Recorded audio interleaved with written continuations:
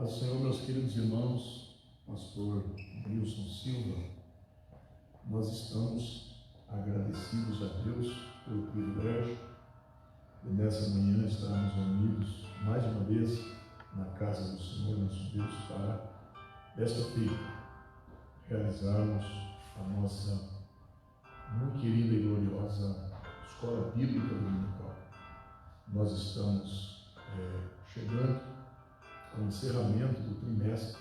Nós tivemos um trimestre abençoadíssimo e essa lição bíblica do trimestre presente, que se encerra hoje, falando sobre raça humana, origem, queda e redenção.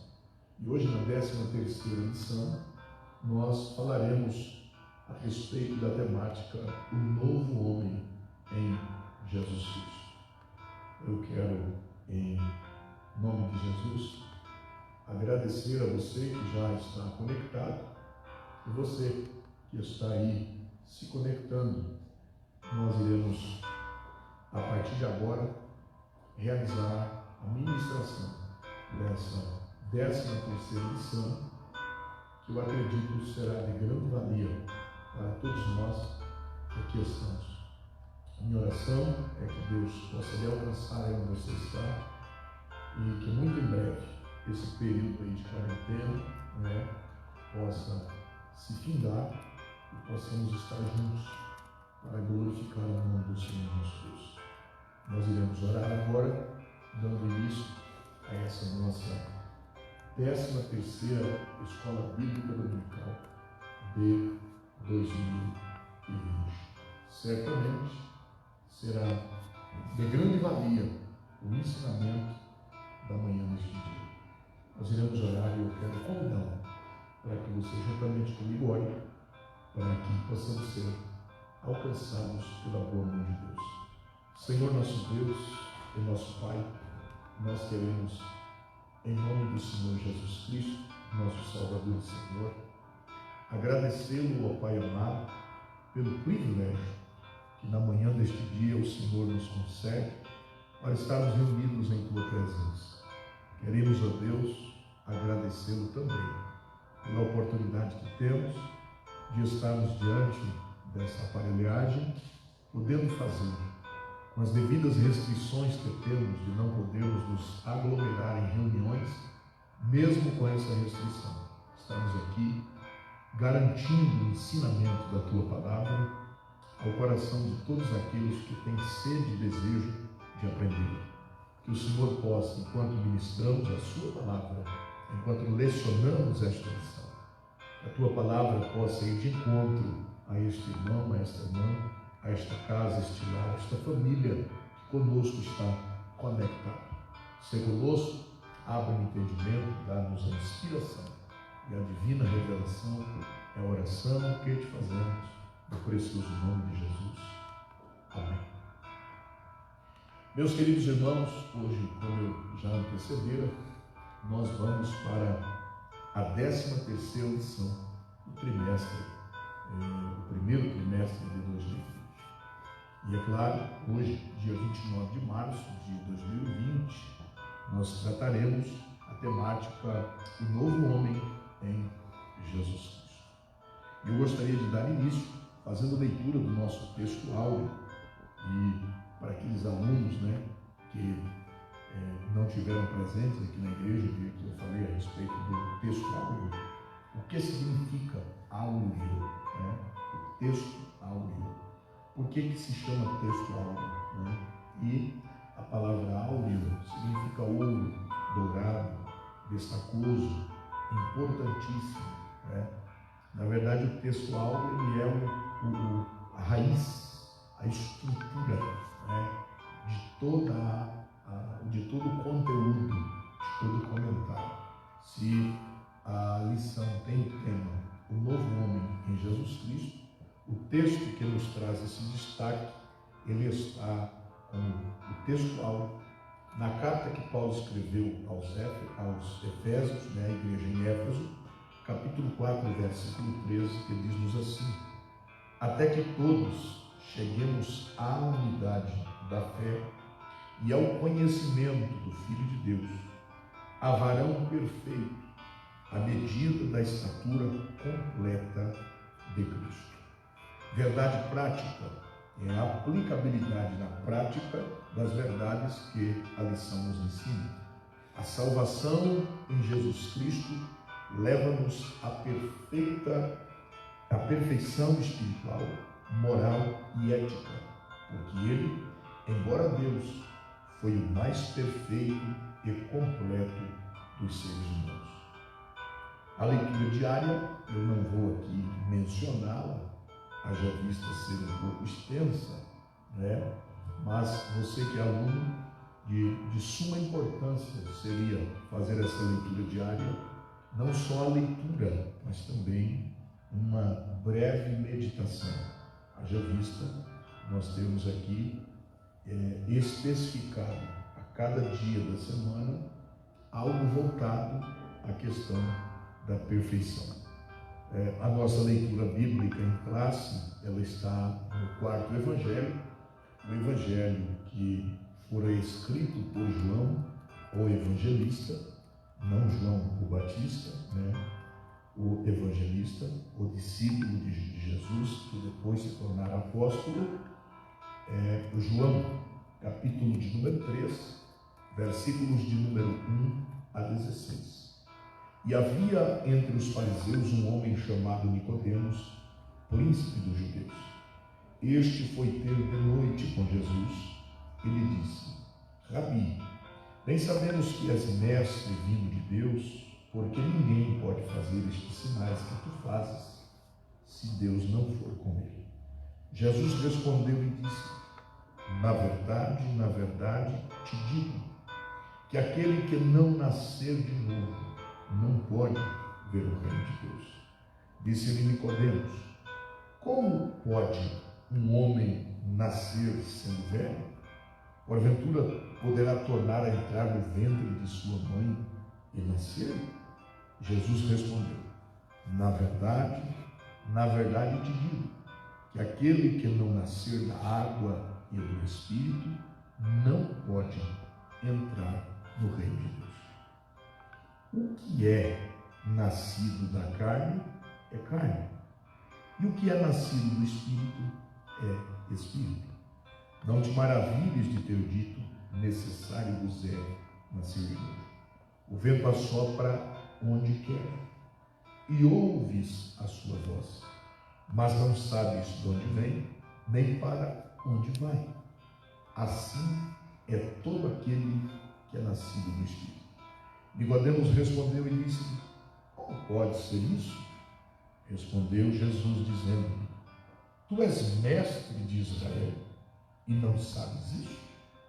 Na verdade te digo, que nós dizemos o que sabemos e testificamos o que vimos, e não aceitais o nosso testemunho. Se vos falei de coisas terrestres e não crestes, como crereis se vos falar das celestiais? Ora, ninguém subiu ao céu senão o que do céu desceu, o Filho do Homem que está no céu. E como Moisés levantou a serpente no deserto, assim importa que o Filho do Homem seja levantado, para que todo aquele que nele crê não pereça, mas tenha vida eterna. Porque Deus amou o mundo de tal maneira que deu o seu Filho unigênito, para que todo aquele que nele crê não pereça, mas tenha a vida eterna. Sendo esta a nossa leitura bíblica em classe, que faríamos de forma responsiva, né, um após o outro, nós temos aqui o objetivo geral desta nossa lição, que é mostrar que a salvação em Cristo implica a geração de um novo homem. Objetivos específicos desta nossa lição é apresentar o nascimento do novo homem, explanar a justificação do novo homem e enfatizar a santificação do novo homem. Então nós vamos dar início aqui à nossa lição. Na introdução, Mas há uma coisa de muita importância que eu gostaria já de mencionar aos irmãos, que é com relação à doutrina, né, bíblica, teologicamente falando, a doutrina bíblica que faz jus à temática dessa nossa 13ª lição. Nós estamos hoje, como eu já disse anteriormente, tratando a questão do novo homem que nasce através de Jesus Cristo.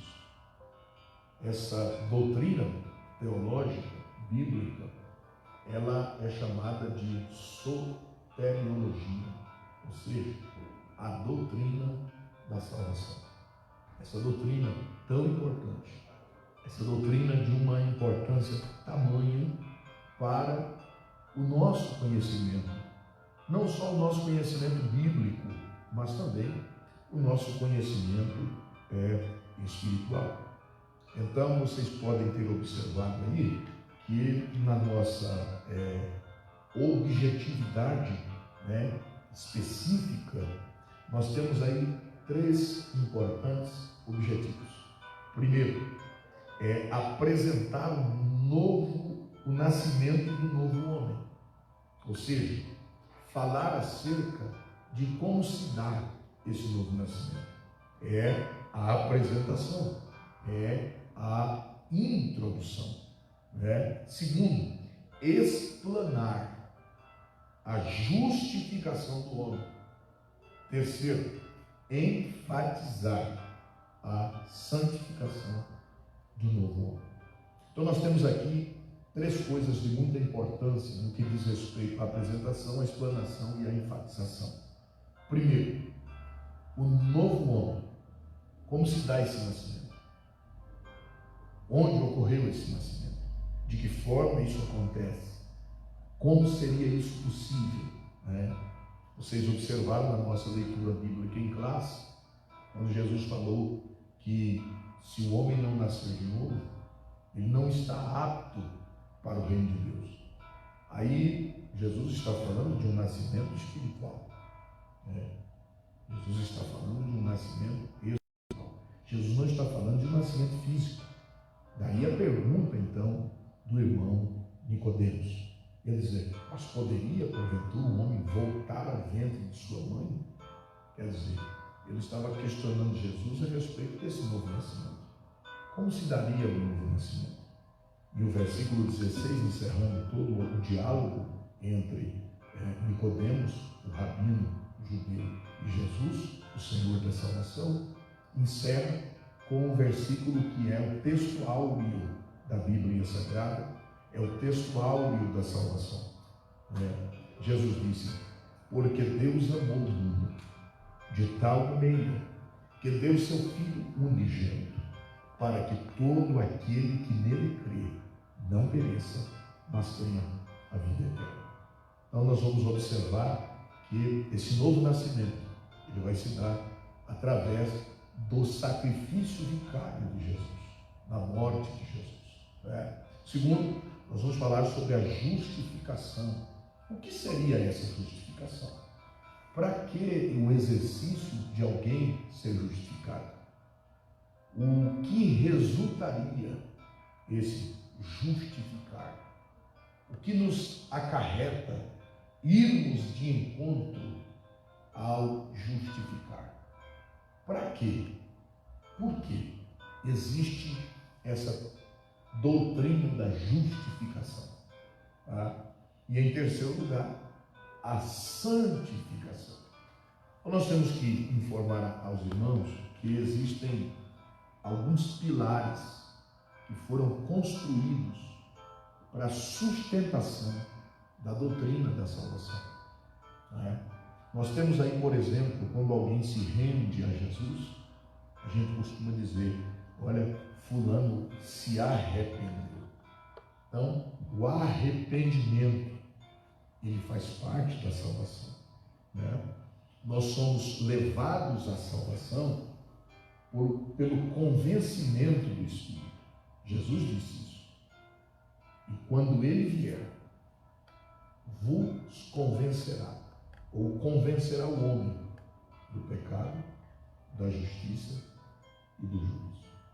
Você observou bem?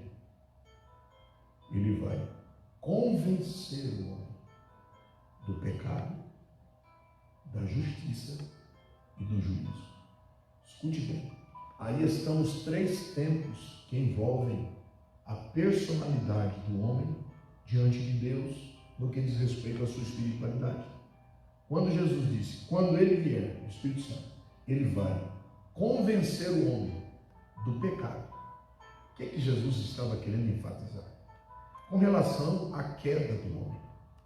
O primeiro Adão que Deus havia criado, que havia colocado dentro do jardim, que havia lhe dado toda a sofisticação de relacionamento. Esse homem pecou. E com o pecado desse homem veio a queda. Então Jesus estava falando que o Espírito Santo viria para convencer o homem de um acontecimento do tempo passado. Ele viria convencer o homem da justiça, e é de onde vem a palavra justificação, tá certo? Porque Jesus ele veio cumprir a justiça de Deus para justificar o homem. E Jesus estava falando do tempo presente, do ministério que ele estava para desenvolver. Jesus ele veio ensinar, curar e libertar. E através do seu ministério, morrendo como Cordeiro de Deus, ele consagrou a justificação. Ou seja, alguém que não tinha condições, agora teve.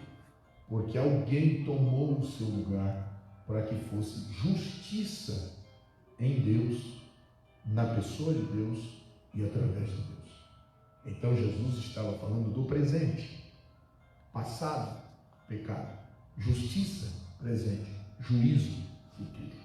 O juízo está relacionado à vida de um homem que se santifica, à vida de um homem que é regenerado, convencido pelo Espírito, a se converter. A gente até usa essa jogada de palavras aí, que há muitas pessoas que se convenceram da salvação, mas não se converteram em Jesus Cristo. Né? Então, nós temos aí a questão do novo nascimento. Quem convence o homem a esse novo nascimento? O Espírito Santo. É um papel primordial do Espírito Santo, levar o homem aos pés da cruz. Com esse levar o homem, com esse convencimento, ele consegue mudar a vida do homem. E aí é onde vai entrar os pilares da salvação. Né? Vai entrar aí a conversão através do arrependimento, vai entrar aí a regeneração, o homem vai passar a fazer o que não fazia, e é como alguém que se regenerou, reconhecendo os seus atos, os seus pecados, e ele então será regenerado em um novo homem. E esse o novo homem, ele terá evidência e vitalidade na pessoa bendita de Cristo e na presença de Deus, o Pai, através da ação do Espírito, que vai santificá-lo. E nós vamos aprender isso, se Deus assim nos permitir. Então, a introdução. É possível alcançar a perfeição espiritual nesta vida? Uma pergunta. É possível alcançar a perfeição espiritual? Hoje há muitas pessoas assim, ninguém é santo, ninguém é perfeito. Mas há uma pergunta aqui. É possível alcançar a perfeição espiritual? Escutem bem isso. A perfeição espiritual. Não é a perfeição intelectual, não é a perfeição psicológica, não é a perfeição física. A sua aptidão, desenvolvendo sua fisicalidade, sua intelectualidade, sua parte psicológica, entendeu? A Bíblia está falando de uma espiritualidade, tá? É por isso que Paulo disse que o homem carnal, ele não entende nada, não discerne nada, mas o homem espiritual, ele discerne tudo e dele nada é discernido. Por quê? Porque a espiritualidade se discerne com a espiritualidade. Então nós estamos falando aqui sobre uma possibilidade de se alcançar a perfeição espiritual, não a perfeição carnal, humanamente falando. É uma pergunta. Do ponto de vista humano, não. Mas, quando abrimos a Bíblia Sagrada, constatamos que tal perfeição não somente é possível, como também desejável e requerida de todo aquele que professa o nome de Deus. Se nos valermos de nossas forças, jamais a alcançaremos. Mas em Jesus Cristo, nossa velha natureza renasce para a vida eterna. Dessa forma, o ideal que Deus estabelecera para o primeiro Adão torna-se possível em seu filho, o último Adão. Nesta lição do trimestre, estudaremos o nascimento, a justificação e a santificação e, por fim, a glorificação do novo homem. Que o Espírito Santo nos ilumine nesta aula. Então, algumas coisas eu preciso pontuar aqui com vocês relacionado a essa introdução. O comentarista, ele é taxativo em afirmar que o nascimento espiritual, na busca da sua perfeição, é possível. Não só é possível, e isso aqui me deixou felicito, alegre, não é só possível, como também é desejável e é requerida de todo aquele que professa a fé no nome de Deus. Então, tem que haver um desejo da pessoa, tem que haver um requerimento, a obediência ao requerimento, porque a Bíblia requer de nós isso. Tá? Jesus já cumpriu o papel dele. Qual é o papel de Cristo? Foi vir do céu para morrer em nosso lugar. Essa função, homem nenhum, dentro de todos os homens de muita importância que existiram na terra, homens como os patriarcas, como os profetas, como os reis, como os juízes, como os sacerdotes, homens que vieram na sua época, fazendo por onde obedecer à vontade de Deus estabelecida, e todos pecaram. Olha o que disse Paulo na carta magna da justificação, Romanos, capítulo de número 3 e versículo 23. Paulo diz: porque todos pecaram e destituídos, separados, segregados, cortados, afastados, distanciados estão da glória de Deus. O que Paulo estava querendo dizer com isso? Todos pecaram. Como assim todos?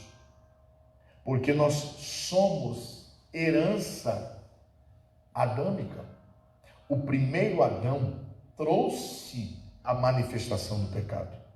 E por este homem tendo entrado o pecado assolou a todos.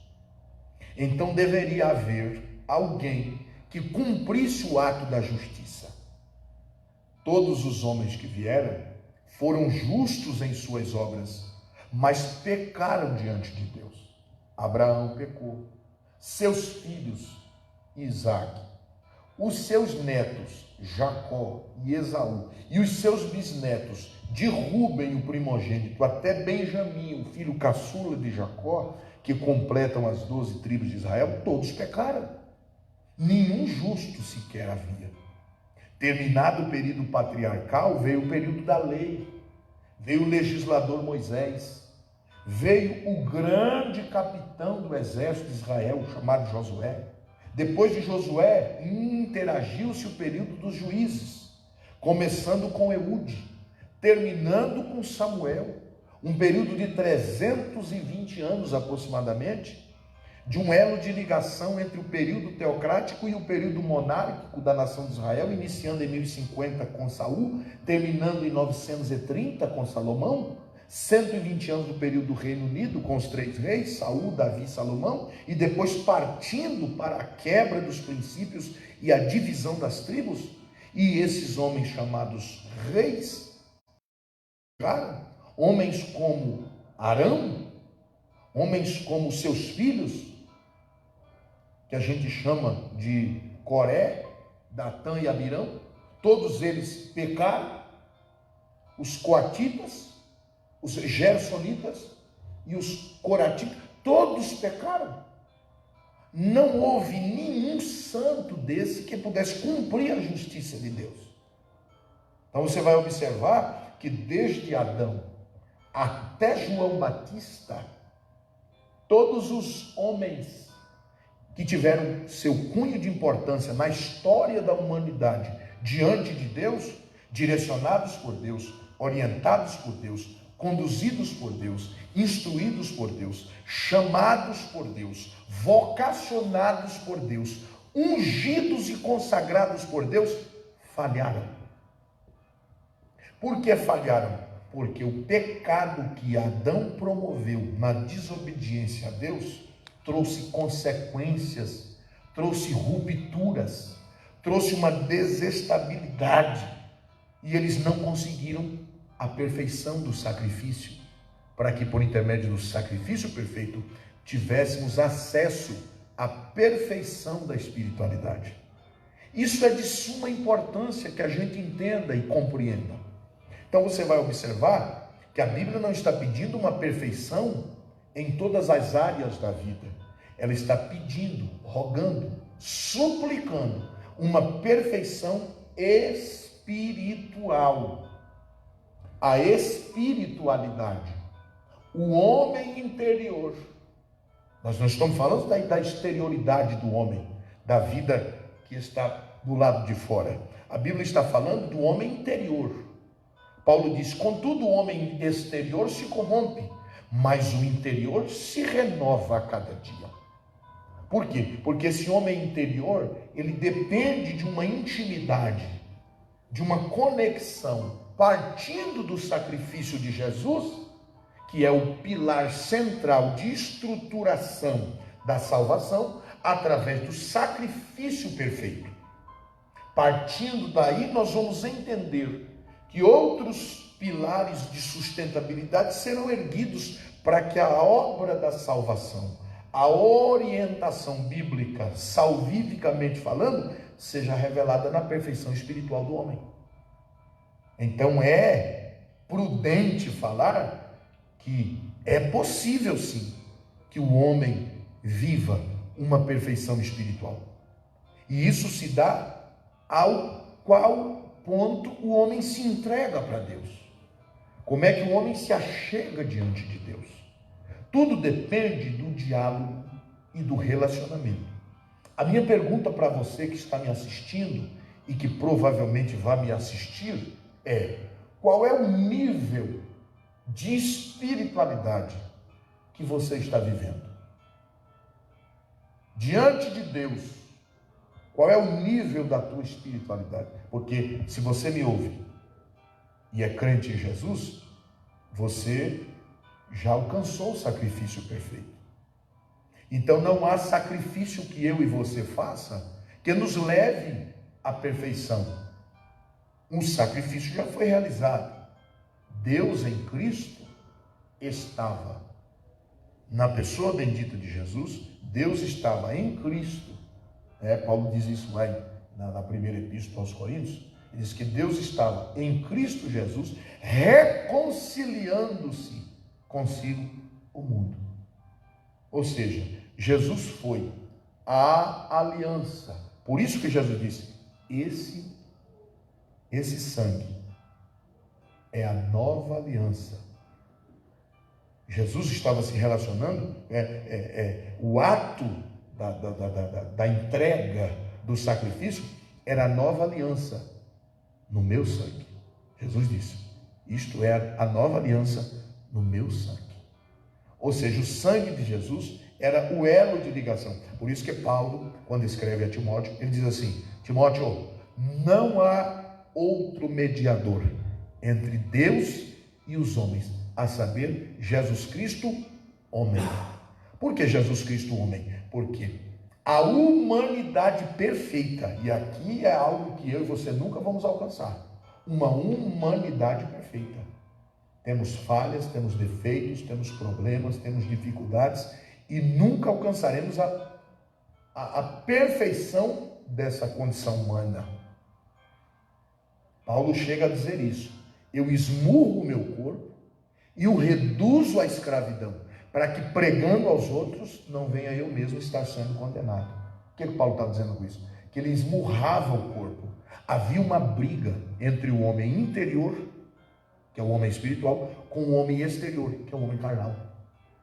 Essa briga constante leva o homem ou ao crescimento espiritual ou ao decrescimento, ao regresso à queda espiritual.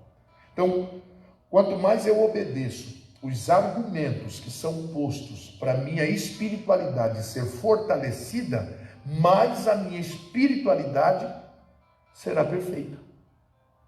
Mas isso, é claro, dependendo de um conjunto de qualidades das quais eu preciso desenvolver, e a gente vai falar aqui.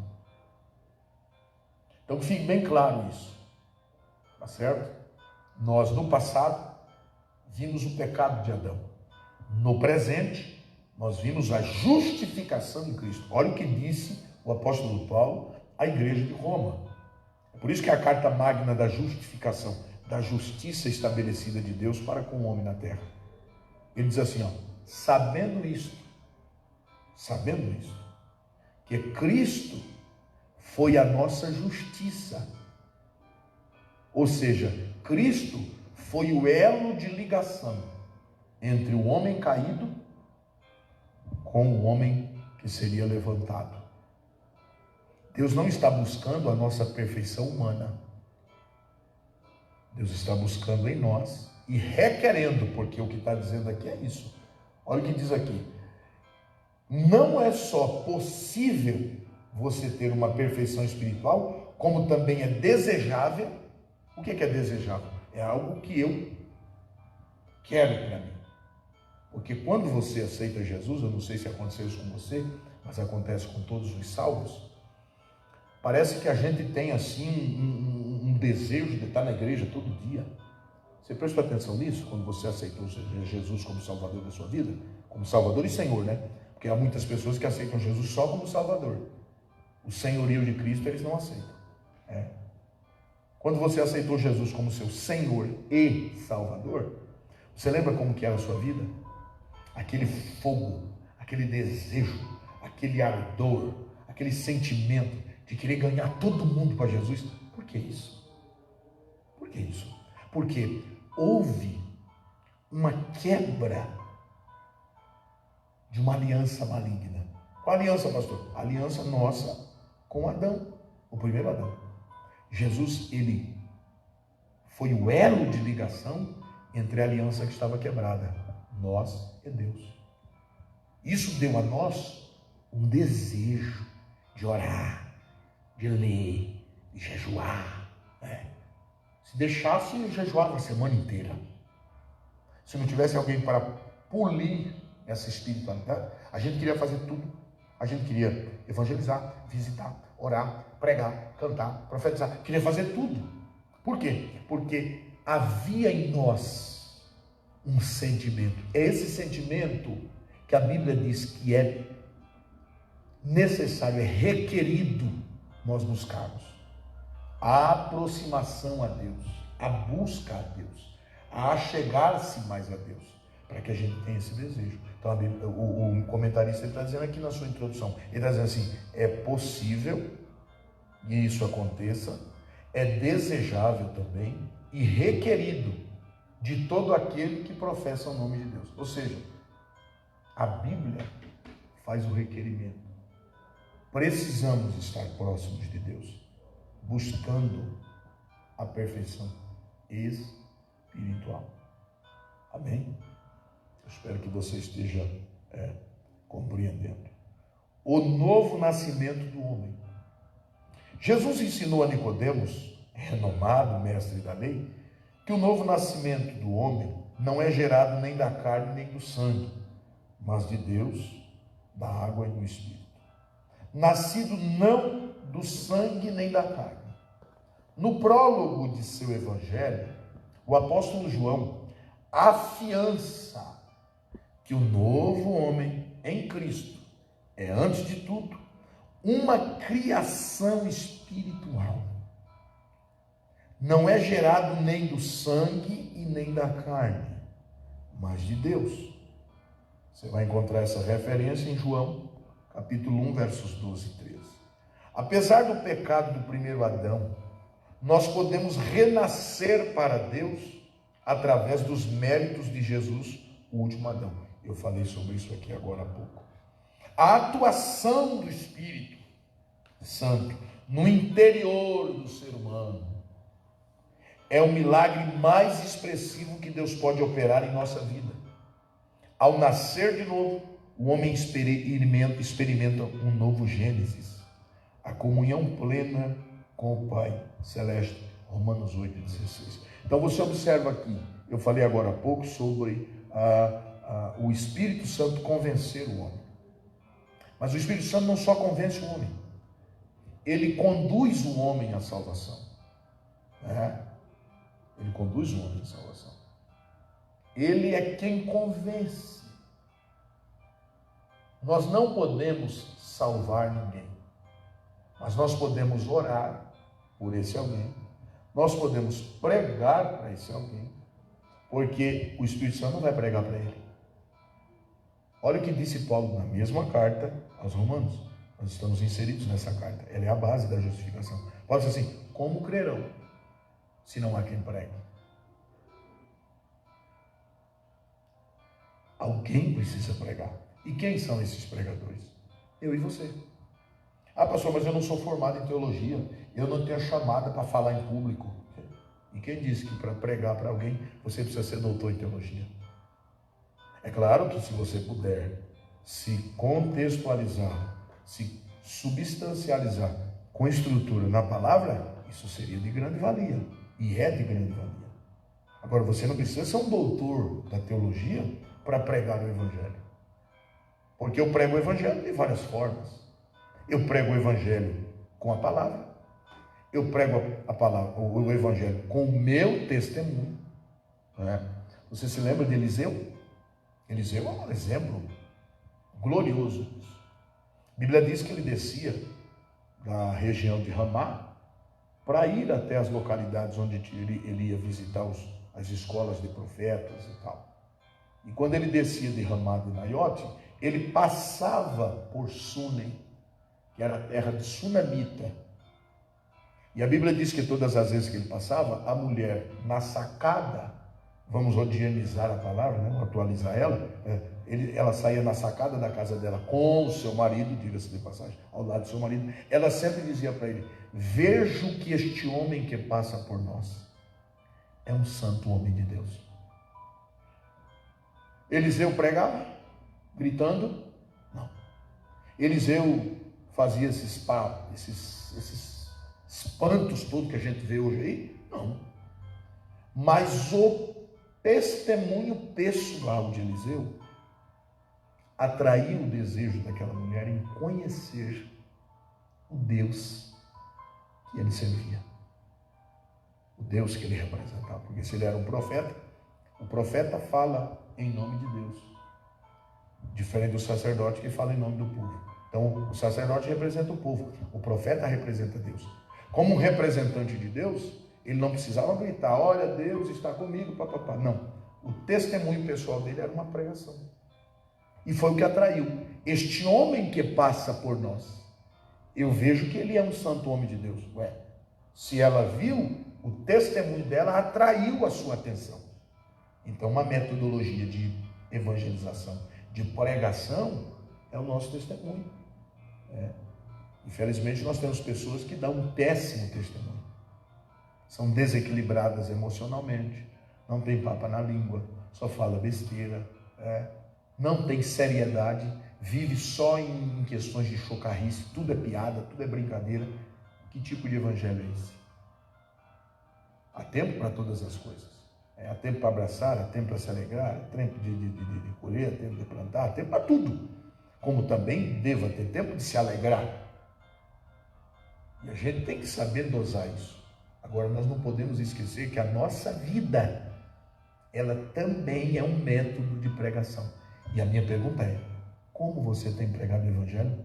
Através do seu testemunho.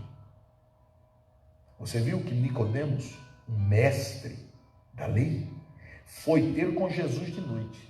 E ele disse: mestre, vejo que Deus é contigo, porque ninguém faz estes sinais se não for enviado por ele. Então observe que o testemunho e a desenvoltura da ministerialidade de Jesus atraiu um mestre da lei.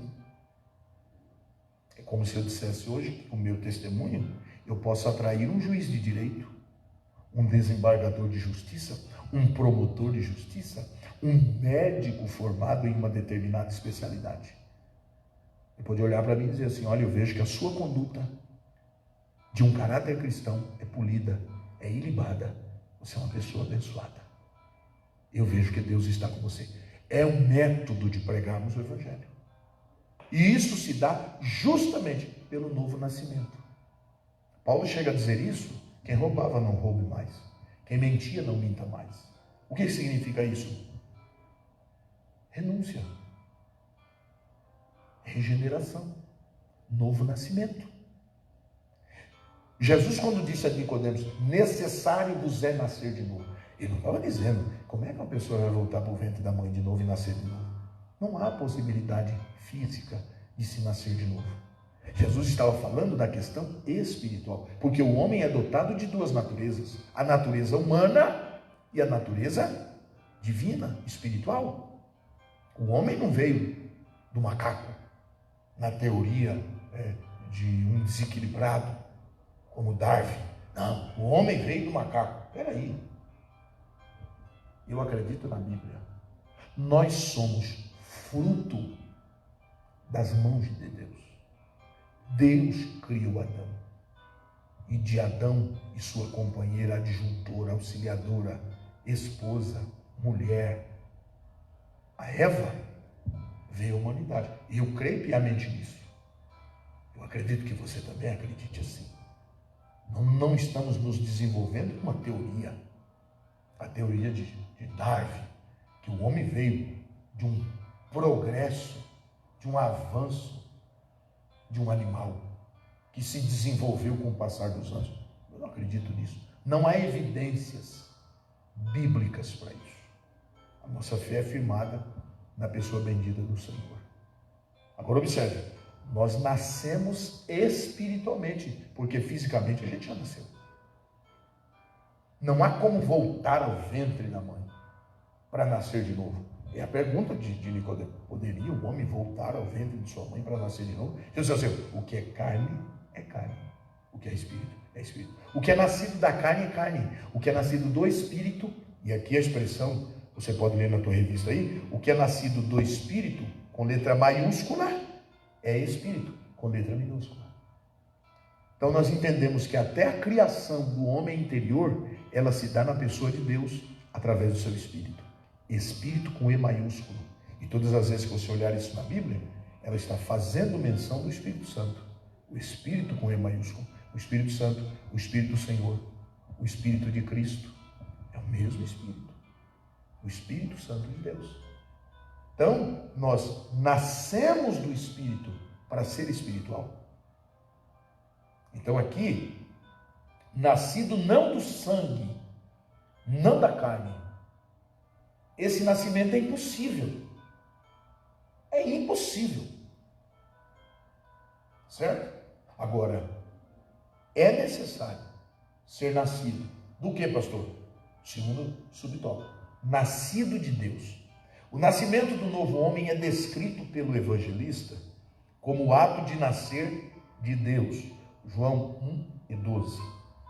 Isso implica a aceitação pela fé do plano de salvação que o Pai Celeste elaborou bem antes da fundação do mundo. Apocalipse 13:8. Tornar-se nova criatura em Cristo é o auge da bem-aventurança humana. Segundo aos Coríntios, capítulo 5, verso 17. Se alguém está em Cristo, nova criatura é. As coisas velhas se passaram, tudo se fez novo. O que Paulo está querendo dizer com isso? Que se alguém está presente em Cristo, nova criatura é, artigo definido. Você é, você não será. Você é uma nova criatura. As coisas velhas se passaram. O que são as coisas velhas? É a natureza humana que você adquiriu, trazendo consigo todo esse acarretado da queda de Adão. A herança pecaminosa. Lembra de Davi, quando compôs o Salmo 51? Davi disse assim, ó, em iniquidade fui formado, e em pecado me concebeu minha mãe. A mãe de Davi tinha adulterado? Por concebê-lo em pecado? Claro que não. Mas Davi já estava entendendo que a natureza do homem, ela era decaída por causa do pecado. Em iniquidade eu fui formado, e em pecado me concebeu minha mãe. Todos pecaram, olha o que Paulo está dizendo, e destituídos estão da glória de Deus. Só que o mesmo Paulo vem dizer assim, ó, se alguém está em Cristo, nova criatura é. As coisas velhas se passaram, tudo, não é quase tudo, ou muita coisa, as coisas velhas se passaram, tudo se fez novo. Que novidade é essa, pastor? Me explique, pastor. Tudo se fez novo. Consciência, coração, personalidade, princípio de perfeição espiritual. Você é uma nova criatura. Você agora sabe o que é certo e o que é errado. Antigamente, sem ser crente, você fumava, bebia, tinha uma vida promíscua, usava droga, roubava, matava, fazia de tudo errado. Crimes condenáveis pela Bíblia, não é condenáveis pela Constituinte, não é condenáveis pelo Código Penal, não é condenáveis pelas ações da sua sociedade atual. Não, você era criminoso, biblicamente falando. Você cometia crimes voltados ao seu relacionamento com Deus. Só que quando você aceita a Cristo como seu Salvador, você está dizendo assim, ó, eu reconheço que o sacrifício feito por Jesus, ele aniquilou toda a obra de maldição que o pecado trouxe para a humanidade. Você se lembra quando Deus colocou Adão no Éden, no jardim? O jardim era perfeito. Não havia imperfeição no jardim. Porém, a Bíblia diz que quando ele peca, dentro do jardim, surgiu na terra espinhos e abrolhos. Por que essa imperfeição surgiu? Por causa da queda do homem. Olha a consequência do pecado. Então nós entendemos que quando somos reconhecedores do sacrifício que Jesus realizou, o nascimento em Deus está se consagrando naquela ocasião. Escute bem isso. Tornar-se nova criatura em Cristo é o auge da bem-aventurança humana. Logo, nascer de Deus é tornar-se filho de Deus pela fé. O texto em evidência aqui é João verso 12 do capítulo 1. Diz assim, ó, ele veio para os que eram seus, mas os seus não receberam. Mas a todos quantos o receberam, deu-lhes o poder de serem feitos e chamados filhos de Deus. Em Cristo, nós reconhecemos o que Deus fez e recebemos a paternidade espiritual. Deus está dizendo assim, vocês reconhecem o sacrifício do meu filho e eu reconheço a paternidade sobre vocês. Agora vocês podem dizer, Abba, Pai, Paizinho. Hoje você pode olhar para o céu e dizer, Pai nosso que está nos céus. Por quê? Porque você reconheceu o sacrifício de Jesus Cristo. Então, automaticamente, você se torna, ao nascer de Deus, filho dele. Ah, mas todo mundo que está aí fora não é filho de Deus? Não. Os que estão aí fora são criatura de Deus. A partir do momento que você reconhece a Cristo como seu Salvador, que você chora ao ouvir falar de um homem que foi crucificado, que derramou seu sangue inocente. E a inocência de Cristo não é descrita só pelo seu próprio testemunho, mas a impiedade que ali estava o reconhecera como filho de Deus, como um sangue puro, como alguém que não era criminoso, que não era pecaminoso, que não tinha nenhum problema com relação ao pecado. Lembra do homem da cruz? O ladrão? Lembra do centurião que olhou a Jesus e disse: verdadeiramente este é o Filho de Deus? Isso é o reconhecimento da perfeição do sacrifício de Jesus. Agora, é muito interessante, quando a gente fala de nascimento, a gente aceita Cristo. O passo primordial é reconhecê-lo. Isso é nascer de Deus, é reconhecer o sacrifício de Jesus. Mas em terceiro, nascido da água, o batismo em águas só tem efeito salvador quando recebido pela fé.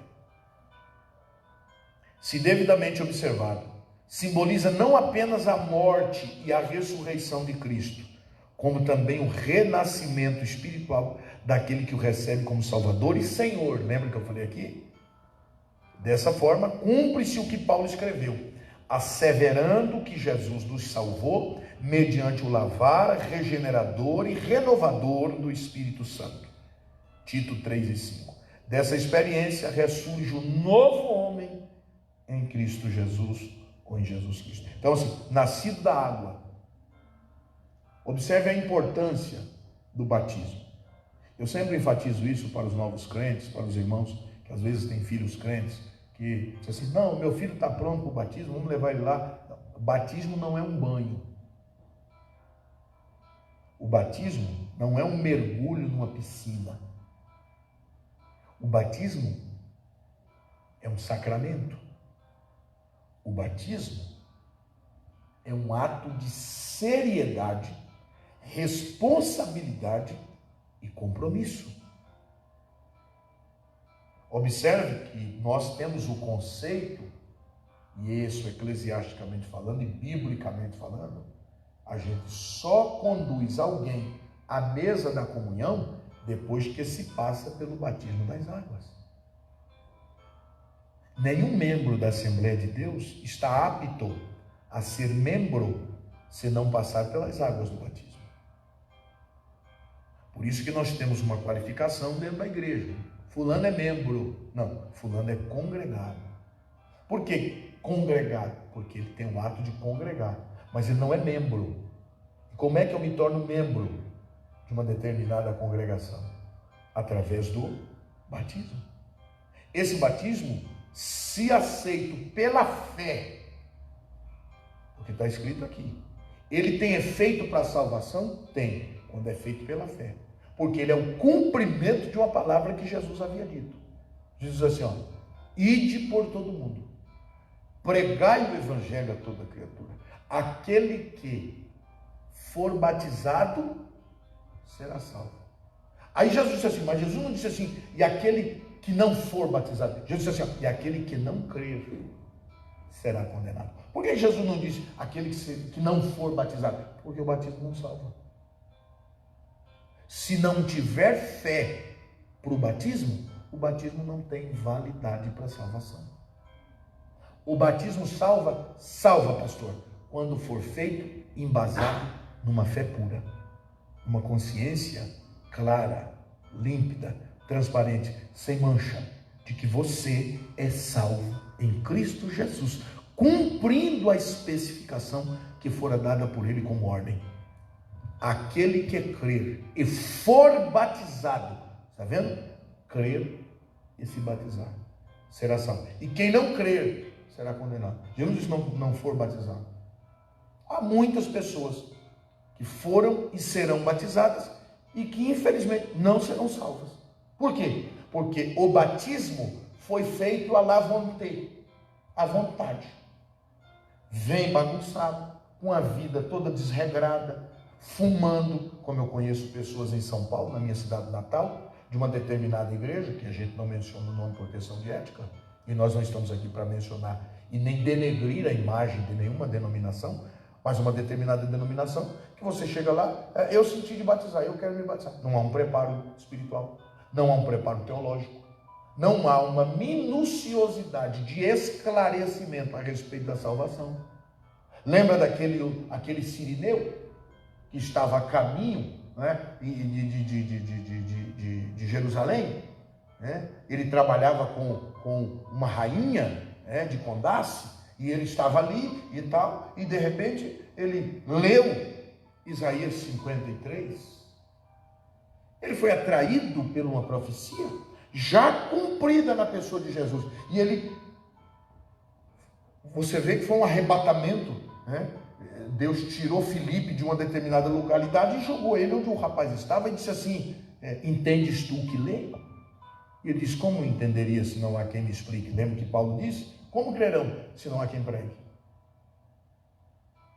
Filipe esclareceu as escrituras para ele e ele disse assim: e o que me impede de ser batizado? Tinha uma poça, não era um tanque, não era um rio, como algumas pessoas defendem a tese de que se não for batizado num rio, o batismo não é válido, porque a água tem que ser corrente. O pecado está na água, que vai ser levado o pecado do homem? Não, é o que eu estou dizendo. A questão de conscientização bíblica, doutrinária do batismo, não é água corrente.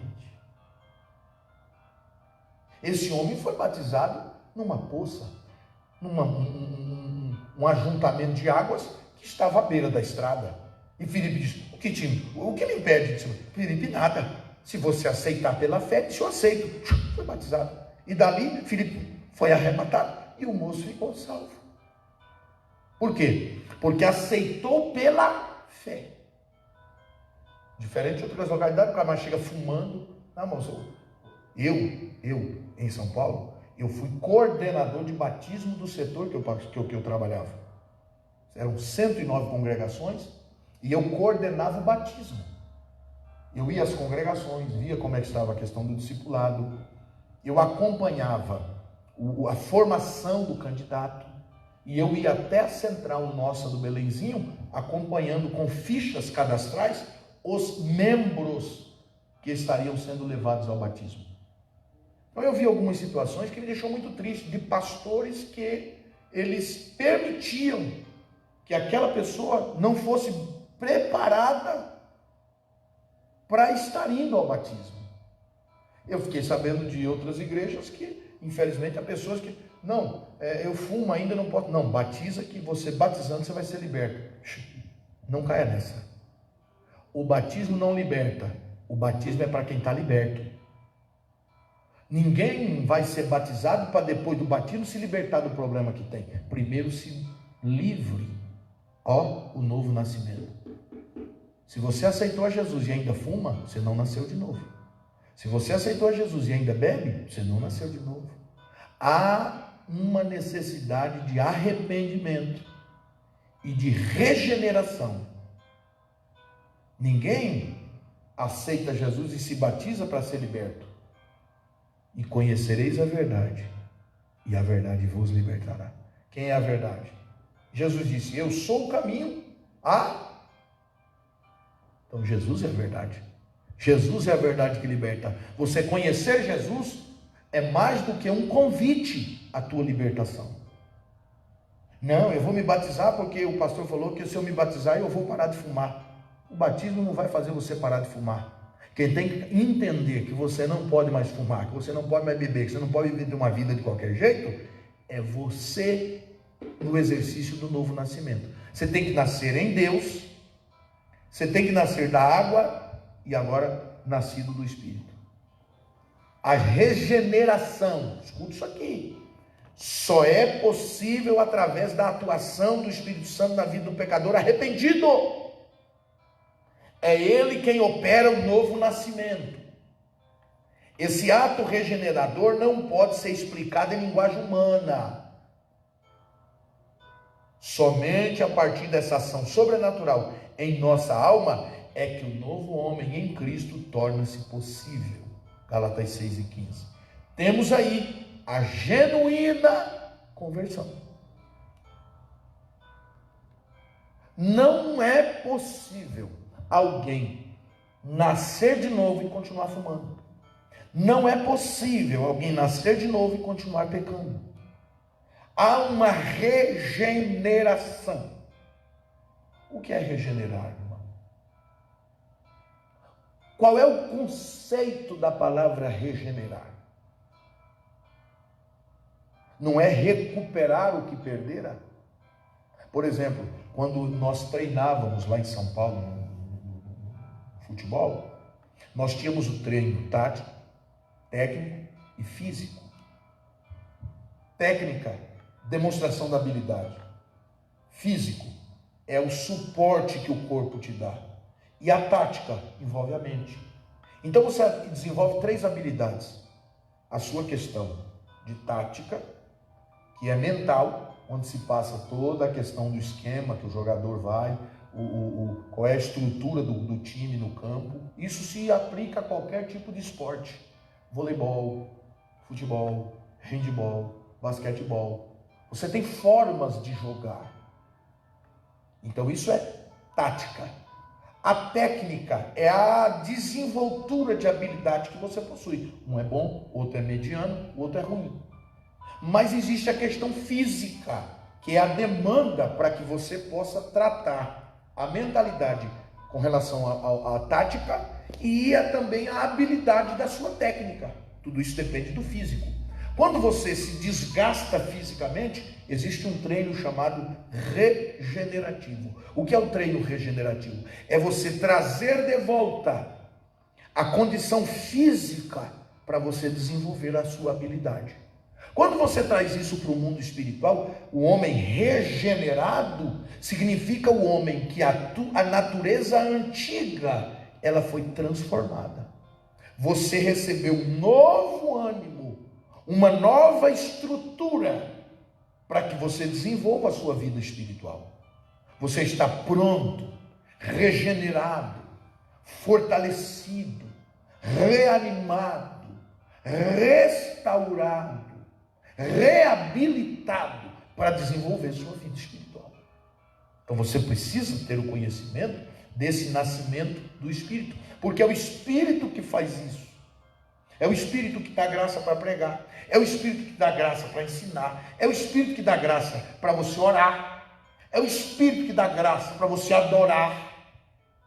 Todo o desenvolvimento da tua espiritualidade perfeita, ela se dá nos pilares do novo nascimento, através da água e do Espírito. O batismo, que é pela fé, para um cumprimento da palavra, e do Espírito Santo, que é quem te demonstrou o caminho errado que você estava, você se consertou, reconheceu Jesus, aceitou Jesus, Senhor, Salvador, a água, e você se batiza, concretiza um mandamento, uma orientação, uma ordenança de Cristo, e você depois, tomado pelo Espírito, vai ter uma vida contínua com o Espírito Santo, porque é o Espírito Santo que trabalha em nós, por nós e através de nós.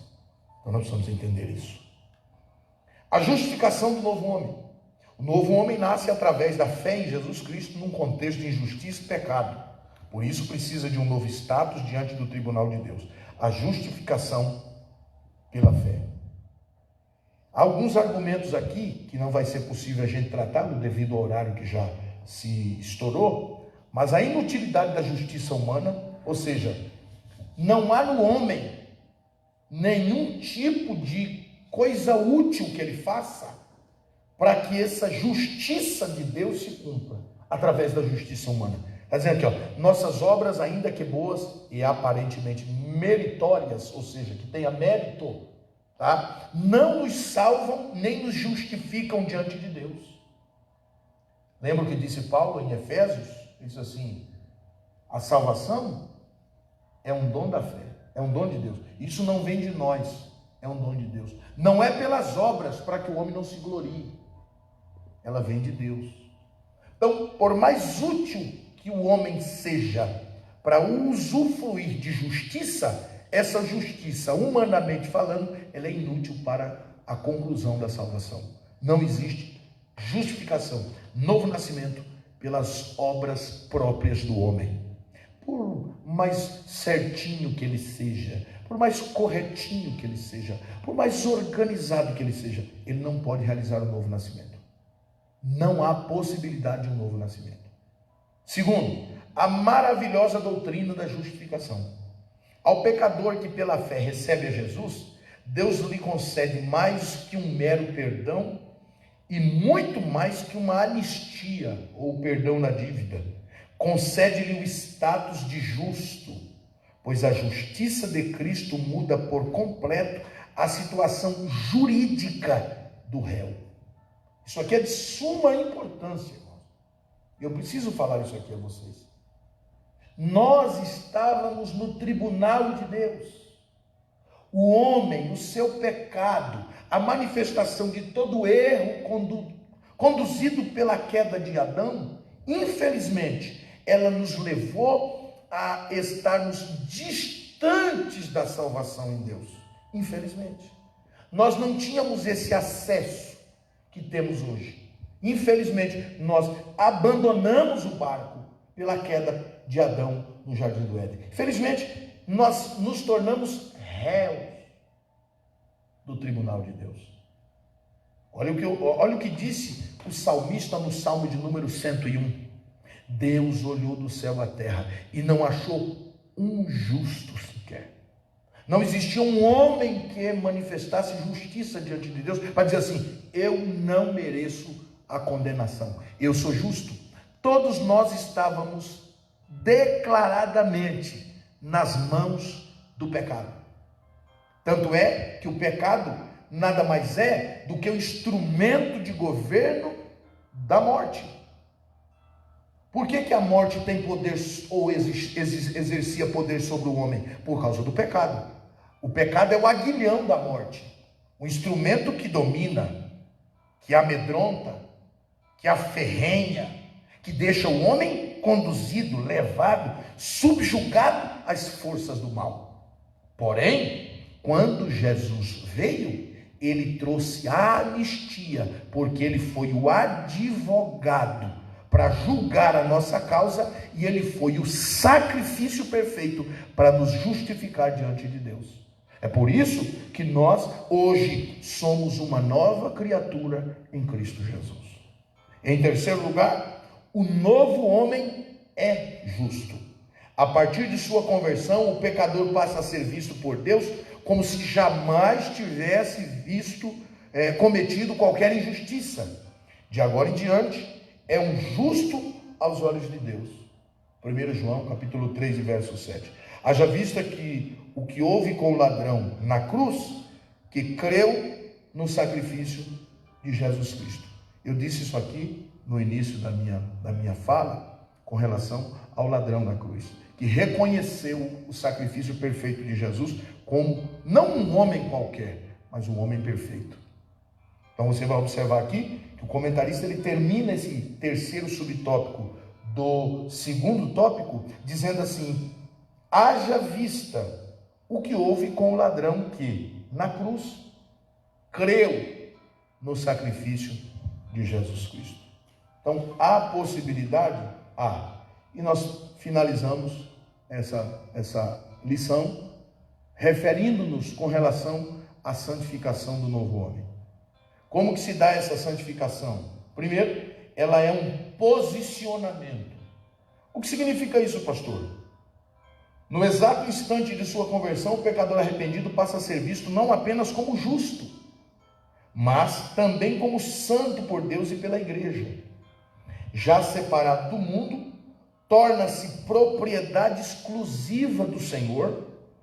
Posicionalmente é santo, embora esteja ainda em processo de santificação. Pastor, como pode ser isso? Se ele já tem uma posição de santificação, como é que ele ainda está em processo de santificação?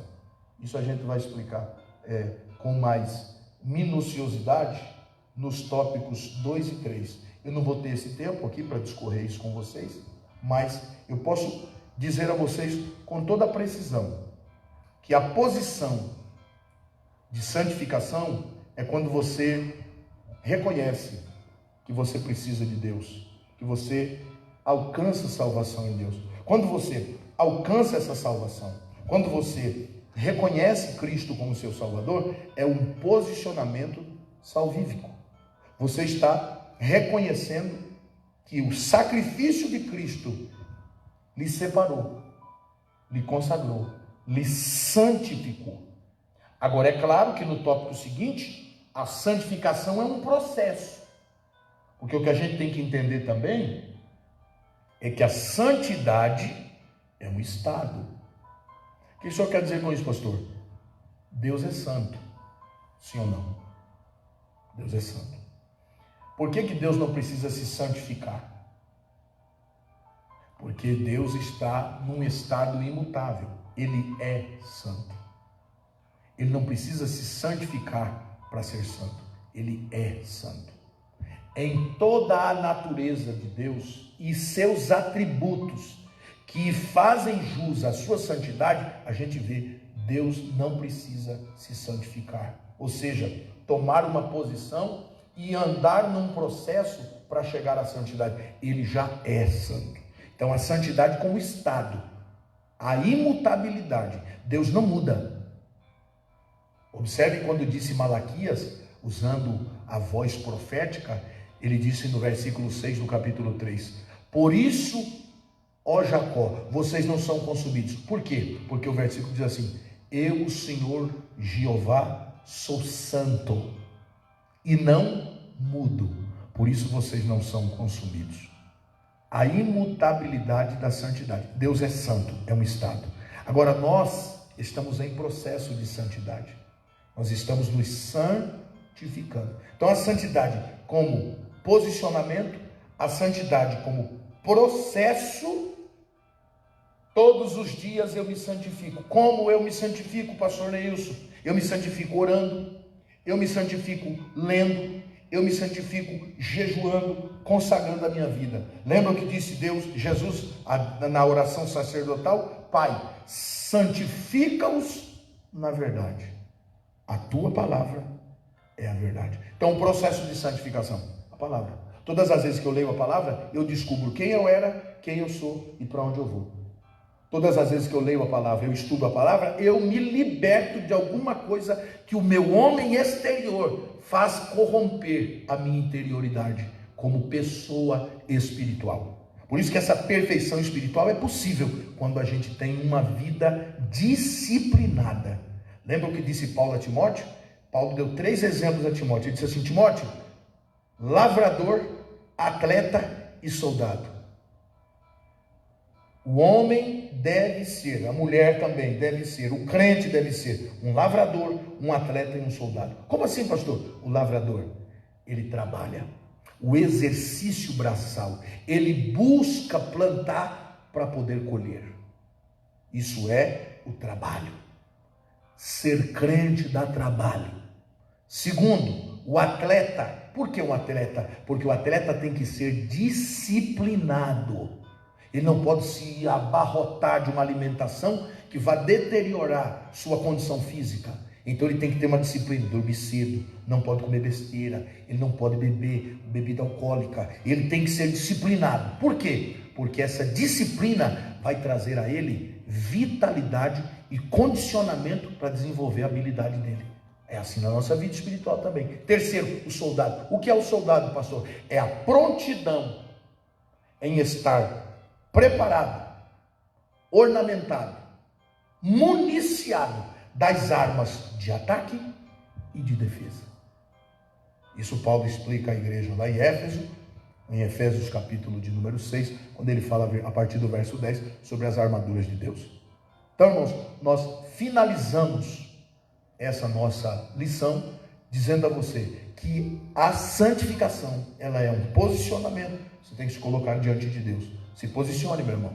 Eu fui separado por Deus na pessoa de Cristo quando o aceitei como meu Salvador. Segundo, eu preciso da santificação como um processo Todos os dias eu tenho que me santificar, lendo, orando, jejuando, consagrando a minha vida. Em terceiro, a santificação é a vontade de Deus no novo homem. Olha o que disse o escritor aos Hebreus, nos dos versículos mais citados na Bíblia e que pouco se atém à sua explanação e conteúdo. Segui a paz com todos e a santificação, sem a qual ninguém verá Deus. Segui a paz com todos. Eu não tenho que estar espalhando guerra com ninguém, sendo contendeiro, fazendo bagunça e que todo mundo olhe para mim e diz, isso não é de confiança. Eu tenho que ser uma pessoa ordeira, pacífica, apaziguadora. Eu não posso ficar pondo fogo nas situações. Eu tenho que tranquilizar o momento, apaziguar as tempestades. Segue a paz com todos e a santificação, sem a qual ninguém verá a Deus. Que Cristo Jesus possa lhe conscientizar na pessoa do Espírito Santo que você precisa exercitar esse novo nascimento. Você precisa ser um novo homem, uma nova mulher em Cristo Jesus. Amém? Estamos finalizando nosso trimestre e pedimos a vocês que orem em favor da nossa escola bíblica dominical. Orem em favor dos irmãos que trabalham nessa coordenação. O meu desejo é que Vila Oficinas seja uma igreja 100% aluna da EBD. Infelizmente, nós temos muitos pastores que, além de não serem alunos da escola bíblica, e isso não é em outros lugares, em Curitiba, não é em outros lugares, não. Felizmente, eles não são alunos da escola bíblica dominical e não apoiam a escola bíblica dominical. Mas a escola bíblica dominical, ela não é só um departamento da igreja. Ela é a estrutura dorsal da igreja. Nós precisamos do conhecimento das Escrituras. E a escola bíblica dominical, através das lições bíblicas, elas nos trazem uma alimentação saudável, uma estrutura fiel e firme nas Escrituras Sagradas. Eu costumo sempre dizer, quem não senta para aprender, não pode estar de pé para ensinar. Hoje eu estou aqui ensinando vocês, mas quantas vezes eu me assentei para ouvir alguém ensinar, e isso me subsidiou, me deu condições para estar aqui hoje te ensinando. Eu sou aluno da escola bíblica dominical desde que eu aceitei a Cristo Jesus, no final da década de 90, mais precisamente em 98 para 99. Então já fazem mais de 20 anos que eu sou aluno da escola dominical. E eu confesso a vocês que em 20 anos, ouvindo, ensinando e participando dela, eu não aprendi tudo. Ainda há muita coisa para aprender. Então faça isso, se matricule, procure o nosso coordenador de escola bíblica, o evangelista João Carlos, procure o irmão Paulo, procure o irmão Gerson, os irmãos que trabalham aí com uma escola bíblica dominical. Certamente você será abençoado. Finalizamos hoje o trimestre falando sobre raça humana, origem, queda e redenção. Uma lição, um compêndio de 13 lições que nos deu um legado muito grande, gigantesco na nossa espiritualidade. E nós, domingo próximo, permitindo Deus, já estaremos bem municiados para o segundo trimestre. E esse trimestre, ele será de grande valia, porque o comentarista desta lição, o pastor Douglas Batista, que é um grande mestre das Escrituras, inclusive teve numa escola bíblica conosco aqui em Curitiba, se não me falha a memória, a retrasada, né? Essa não a de 2020, mas acho que a de 2019, ele teve participando, ou 2019 ou 2018, mas ele teve participando há pouco tempo. Pastor Douglas, ele é o comentarista dessa lição, e essa lição bíblica do segundo trimestre, que se inicia no próximo domingo, ela é composta de um tema glorioso, a igreja eleita, redimida pelo sangue de Cristo e selada com o Espírito Santo da promessa. Então eu quero convidar você que é aluno, você que é professor, você que ainda não é aluno, você que ainda não é um professor, mas você tem desejo, sede de crescer na palavra. Esse é o momento, essa é a hora. Procure os nossos irmãos, inclusive se você quiser, hoje à noite nós estaremos aqui no culto, mas certamente você querendo vir ao templo, não para cultuar, que nós temos essa restrição, mas se você quiser vir a igreja buscar a sua revista, o irmão Paulo está ali, juntamente com o irmão Gerson, eles estão aí fazendo a entrega dessa revista, e se você puder já pagar a sua revista, porque há uma necessidade já de um boleto que está em corrente vigência para o seu cumprimento agora já no mês de abril. Então, se você puder fazê-lo, será de grande valia e nós iremos glorificar a Deus por sua vida.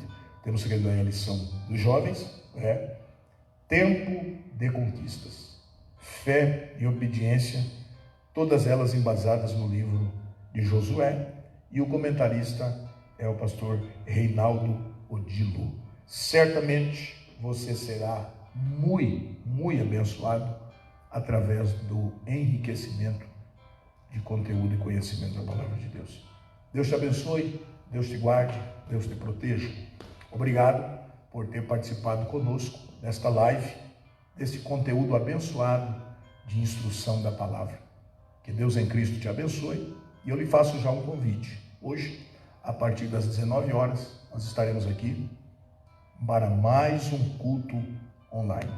Nós estamos aí com essa restrição, cerradas as portas dos templos, não só da nossa igreja, de todas as igrejas, de todas as denominações, e infelizmente isso tem ocorrido dada a pandemia do Covid-19, o coronavírus. Mas nós acreditamos que a igreja está nas mãos de Deus. Tudo dele, por ele e para ele. O apóstolo Paulo disse que todas as coisas cooperam para o bem dos que amam a Deus e são chamados pelo seu decreto. Então, que Deus em Cristo lhe abençoe, que Deus em Cristo lhe guarde, que Deus te dê um domingo, o final de semana já está se encerrando hoje, mas que o seu domingo seja um domingo abençoado para a glória do nome de Jesus Cristo. Amém, meus irmãos? Deus abençoe. Nós vamos orar. Eu quero convidar aqui o irmão Paulo. Ele vai estar orando, agradecendo a Deus por essa nossa muito rica e gloriosa escola bíblica dominical. Glória a Deus. Oramos então. Deus santo e poderoso, mais uma vez, Senhor, na tua casa, Senhor, os irmãos, Pai querido, puderam ouvir a tua palavra, Senhor, através dos meios de comunicação, Deus. Alcance a cada lar, Senhor, que cada irmão que pôde ouvir a tua palavra, meu Deus, que impute dentro do coração deles, Deus amado, a tua sabedoria, Deus amado, porque é ela que nos conduz à vida eterna, meu Deus. Ô Senhor, esteja com todo o teu povo, Deus, nos abençoando, nos guardando, nos livrando de todo o mal, protegendo da doença, Senhor, protegendo do homem mau, protegendo de todas as coisas. Senhor, assim eu te peço e te agradeço em nome de Jesus. Amém. Deus abençoe. Até à noite, às 19 horas, o nosso culto online. E se porventura você puder, compartilhe essas nossas realizações de cultos online, essas transmissões online, para que outras pessoas também possam ser abençoadas através da palavra. Eu quero deixar registrado aqui também que mesmo com esse decreto, alguns irmãos me perguntaram: pastor, então agora já vamos poder fazer culto? O presidente baixou um decreto aí e tal. Não. O exercício da religiosidade nos tempos não pararam, tá certo? A gente pode receber alguém para um aconselhamento, para uma oração, o tempo pode se abrir para você vir e orar e tal, mas nós não temos ainda autorização para cultuarmos, tá certo? Não temos nenhuma autorização. Então, se as coisas não voltarem ao normal durante essa semana, e à noite a gente vai dar esses avisos com mais preciosidade, mas se você puder e quiser, nós iremos estar reunidos para a glória de Deus. Nós estamos também recebendo as contribuições dos irmãos, aqueles irmãos, alguns irmãos aí da igreja me questionaram: pastor, vai ter alguém para receber as contribuições? Sim, irmãos, nós estamos na igreja, há uma equipe na questão de técnica de som, a nossa sonoplastia, há os irmãos aí, o irmão Fábio, obreiro nosso, que está aí fazendo a transmissão através das nossas mídias sociais, e nós temos um obreiro que fica ali, responsável por pelo recebimento dessas contribuições. E a gente tem também as contas da nossa igreja, que estão nos respectivos bancos, e a gente vai passar isso para vocês logo mais à noite. Então, se você puder e quiser vir ao templo fazer a sua contribuição, você faça. Se não, faça pelo depósito bancário. Lá você vai receber um recibo, para que você possa prestar conta aqui da sua contribuição. Amém, meus irmãos? Que Deus em Cristo abençoe vocês. Um forte abraço e juntos somos mais fortes. Que a graça salvadora de Jesus Cristo, o amor de Deus nosso Pai e a comunhão do Espírito Santo esteja com todos vocês e todos digamos juntos, amém. Deus abençoe.